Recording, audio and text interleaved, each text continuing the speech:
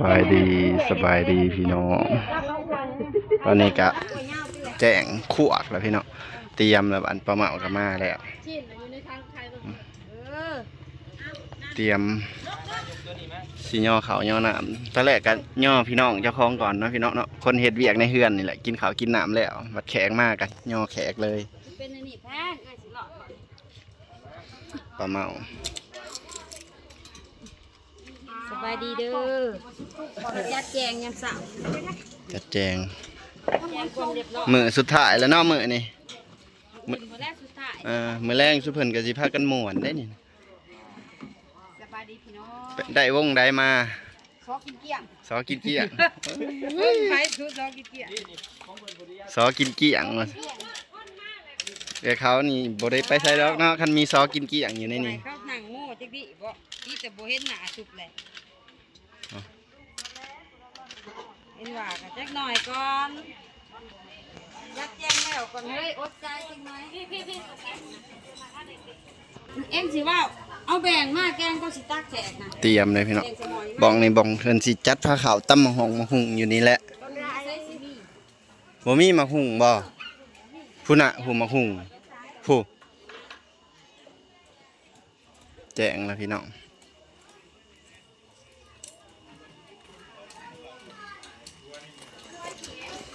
พักแม่ประตูนจะเอาตัวได้กระสอบด้วยมันจังอะนะมันจะมีบวงได้กระสอบง่ายนะง่ายเอาผ่านมาใส่บ้านนอกก็แบบนี้แหละพี่น้องเอ้ยย่อยังมาดาดสีซุบเอาใส่ในหนึ่งค่ะมาสั่งหัวสุกคนลังมากเลยซุบเอาสีสุกดอกคนลายเลยพี่น้องเริ่มมาหลายแล้วสุกดอกให้เขานั่งอันนั้นก็เนี่ยเอาตั้งอันนี้ก็ถ้วยซ้ำเตรียมไว้แกงใส่หม้อแล้วมาข้างใส่ตัวนี้ให้มันอุ่นเรื่อยเตรียมจัดพี่น้องปลาเหมาเอามาเป็นมือผู้ชี้น้ำอยู่ในนี้ก็เห็ดกับข้าวกับน้ำใส่กัน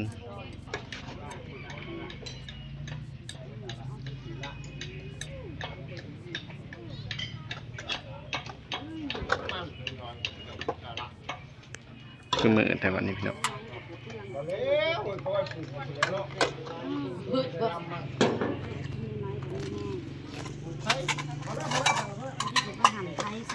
หมอละหมอก็บดได้หั่นน้ำมือนี่มาตีสี่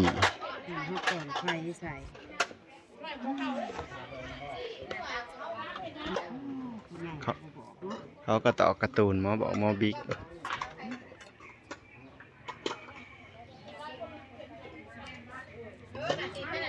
อยู่เห็ดกินพี่น้องซอยกันตะแกงเอาฝั่งไปนั่งแต่งเป็นสุดแต่งเป็นสุดอีน้อยกูเสียนอีนกแต่งกับเขาสิสุกให้เขาสิดาแต่ไม่กินห้องเอาตัดซะให้ติดกระดาษกินเลยแบบ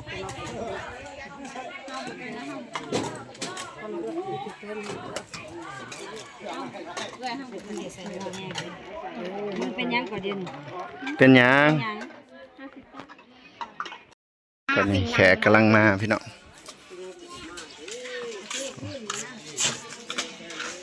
กำลังมาแต่มาบ่ทันหลายเบิดมือเท่าคำพี่น้องมือนี่นะคือผู้มาโมมาทานกันย่อเขาย่อน้ำตามฮิตของประเพณีพี่น้องมาโมมาทานอะไรกันย่อเขาย่อน้ำกินข้าวกินน้ำแล้วกับเมื่ออยากอยู่ต่อกับอยู่พี่น้อง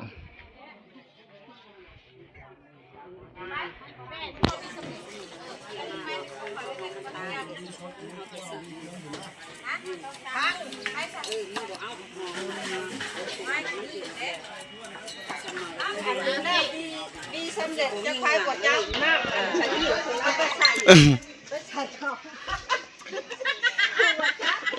อันยังอันน่ะ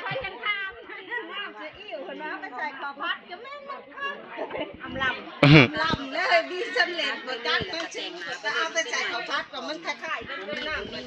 เอาบีสำเร็จรูปพี่น้องไปใส่ข้าวผัดมันก็ขักโทษแล้ว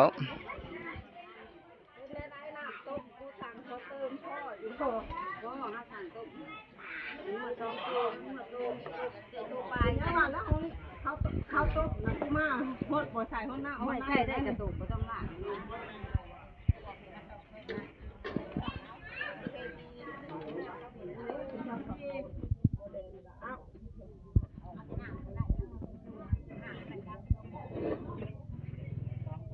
บรรยากาศบ่มีแดดพี่น้องแต่ว่าร้อน แม่น ฮ้อน เนาะฝนตก2 มื้อ 3 มื้อ แม่นอ้าวฝนได้นี่นะเนี่ยนี่นะฝนตกมาบัดจักรจันทร์ออกหลายแล้วบัดจักร นี่ก็เริ่มห้องเลยเด้ แม่นจักรจันทร์เริ่มห้องแล้วมีมะฮุงทางนี้เห็ดพักพี่น้องทางนี้ทางแม่ครัวยายอ้วนซอยกะหลำ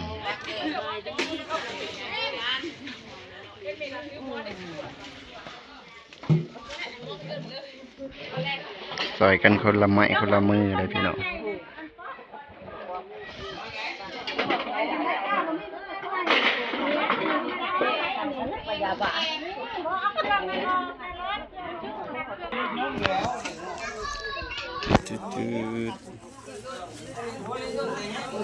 กินข้าวต้ม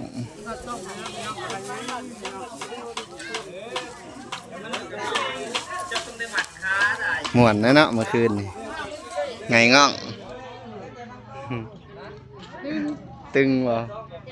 ไปบุญได้พี่น้องเมื่อคืนนี่นะเสาเขา เต้นปักซอดแจ้งเพราะว่าลำเลืองมาขาวนะปีเลิกมาจู่ว่าตาจุดสิบเห็นหน่วย บุญแก่งโดนนะ คุ บ่ ณแกงโดนหายน้ำเลือง ตาตูบตาโป้ ไอ้เท่ามั่งแน่พี่น่ะไอ้เท่าเป้แล้วก็แม่บ่เว้นที่นักตาจนสิมื่นบ่เคย หายน้ำหมอลำเลือ หายน้ำ บ่แพงก็บอกกับตันน่ะหนาวก็หนาวพี่น้องเอ้ยบ่ได้นอนถาสุเพิ่น กินเผาเด้อพี่น้อง หมอลำเลืองมาขาวเห็ดเสร็จแล้ว จุ่มห้าผู้ไปเต้นแบบเขาปิดปลาเนาะ แม่น ที่สามแล้วก็ปิดปลา เหลือแต่หมอลำเลือง เหลือแต่หมอลำเลือง ถาผู้เฒ่าบาดนี้พี่น้องเศร้ามาตาสุเพิ่นโปลูกปุลูกปกเด้อหายเบิ่งหมอลำเลืองเลยหายก่อนที่แจ้งมันแห้งก็หายบาดนี้ เต็มบาทกูบ่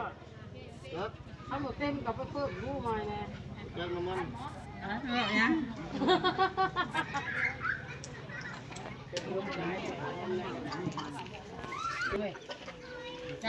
กินเนาะ คือบ่หันหน้ามึน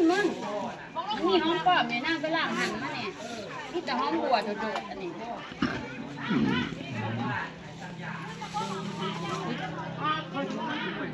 ซอยกันแบบนี้แหละพี่น้องบ้านเฮาเต้นสองเต้น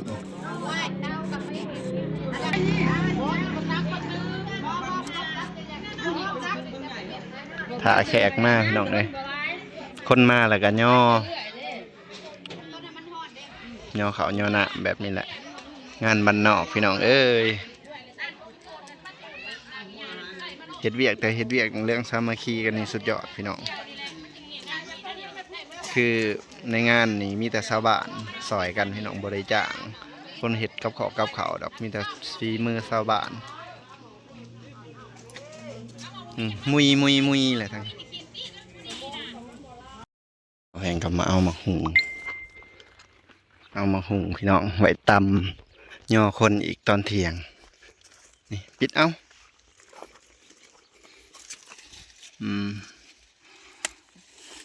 เนี่ยไปตำยอคนพี่น้องยันมันบ่พอบางทีอาหารการกินบ่พอขาดบ่ได้ก็คือหมักหุงนี่แหละพี่น้องตำตลอด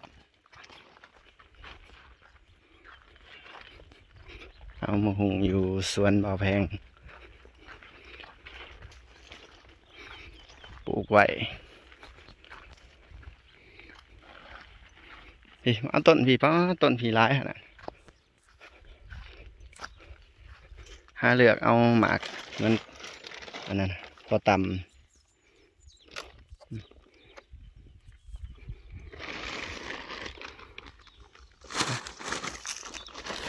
ต้นอะไรอีกวะต้นพี่พ้น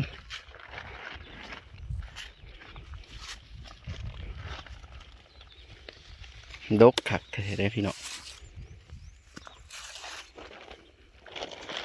ตามมาโอ้ไปเอาฟังผู้บ้านปลูกไว้หลายพี่น้องมักพริกนี่บ่ใหญ่จักเถื่อแบะกินเหียนเบิดตะไคร่เนี่ยถ้าอยู่ประเทศไทยพี่น้องเลยสามสีขายเอาเงินได้นี่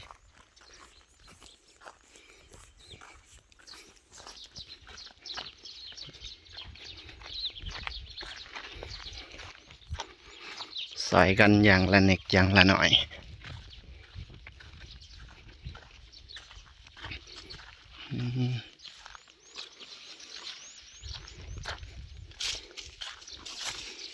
ต้นได้หมากลายบ้าน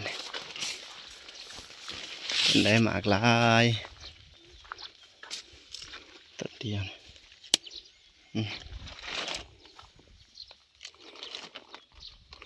น่าสิพ่อพี่น้อง3-4หมากเหลือเพื่อพอมันหมากใหญ่มากพี่น้อง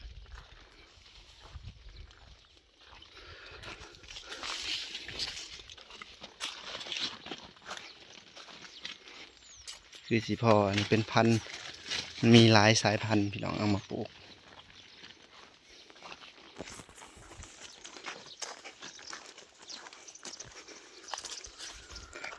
ดีแต่พักแต่หญ้าลายบ่ได้คอยซื้ออ๋อเรียบร้อยพี่น้องปิดหัวก่อน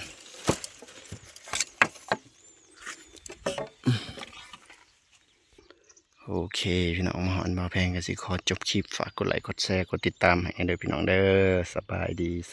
เบิดสุขคนสวยกันไปพี่น้องเลย